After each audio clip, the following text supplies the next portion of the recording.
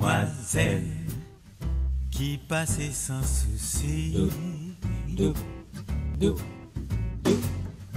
dans vos rêves bien plus bleus que... Bonjour Marie-Do, aujourd'hui on va avoir la chance notamment de découvrir 2 lieux qui sont, je crois, inscrits sur la liste du loto du patrimoine en Côte d'Or grâce à vous. Merci d'avance. Merci. Donc le premier lieu, c'est le château de Bussy-Rabutin. Bussy-Rabutin, le vrai, celui de... Enfin, le vrai. Celui de l'époque de Louis du comte XIV. de Roger, bien sûr, du comte Roger.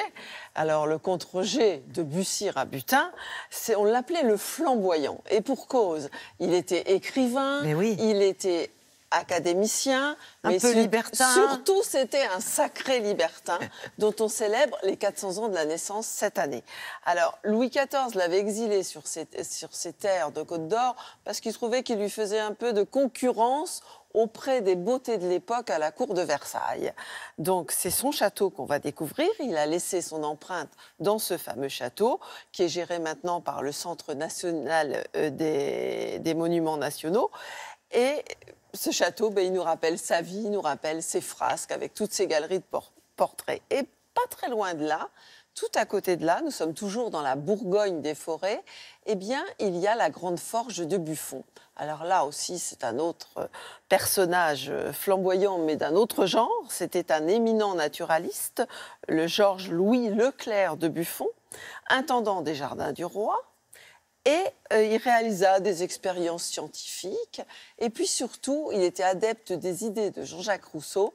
Et il a créé la première usine modèle du siècle des Lumières, qui est maintenant gérée par une de ses descendantes. C'est sa propriété. C'est un bâtiment privé. Et donc, on va pouvoir visiter également. L'Auxois, c'est la Bourgogne des forêts, des cours d'eau et des châteaux. Celui de Bussy a été édifié par la famille Rabutin au XVIIe siècle. C'est un château du Moyen-Âge qui a été transformé à la Renaissance et réaménagé sous Louis XIII, Louis XIV et bien sûr occupé jusqu'au XXe siècle. C'est ici que fut exilé pendant 15 ans par Louis XIV le comte Roger, lieutenant général des armées royales, cousin de Madame de Sévigné, passé à la postérité pour son libertinage assumé. Cet exil a été l'occasion pour le comte de Bussy-Rabutin d'aménager différemment sa maison et en particulier d'y placer ses décors si riches de sens avec ses devises, ses commentaires sur les tableaux et ses si nombreux portraits. Parmi eux, Léonore, son ancêtre, qui acheta le château. Jeanne de Chantal, sa grand-mère, qui devenue veuve, fonda un monastère et accédera à la sainteté. Son grand-oncle, prieur de l'ordre de Malte.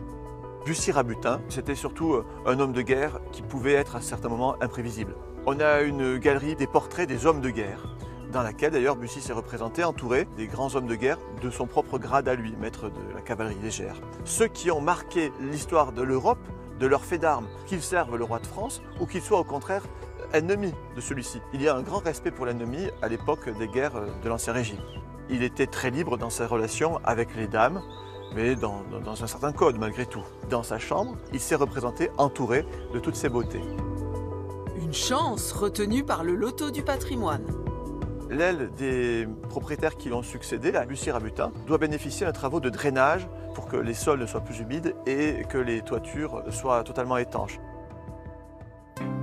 La grande forge de Buffon figure aussi sur la liste des monuments sélectionnés. Précurseur dans de nombreux domaines scientifiques, Georges-Louis Leclerc, comte de Buffon, créa ici la première usine modèle du siècle des Lumières. C'est avant tout même, je dirais, un mathématicien. Un scientifique, c'est absolument évident, puisqu'à l'âge de 26 ans, il était à l'Académie des sciences. Il est né en 1707 à Montbard et il est mort en 1788 à Paris. La forge, c'était sa grande œuvre de fin de vie, puisqu'il l'a construite à l'âge de 60 ans et qu'il en a été le gestionnaire pendant une dizaine d'années. Elle a perduré pendant 98 ans et en 1866, une très grosse inondation a détruit la plupart des grosses machines. Et le dernier maître de forge, qui était mon aïeul, a converti la forge en cimenterie pendant une cinquantaine d'années. Sa caractéristique principale à cette forge, c'est que toutes les étapes de la production du fer au XVIIIe siècle sont réunies en un seul lieu. Donc d'abord, on fabrique de la fonte, donc dans un haut fourneau. Ensuite, il y a une affinerie.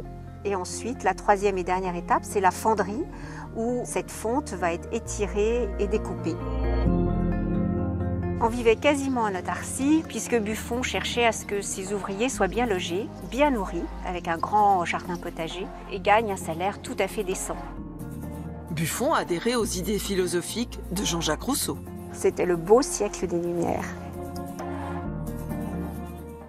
C'était magnifique. Merci beaucoup.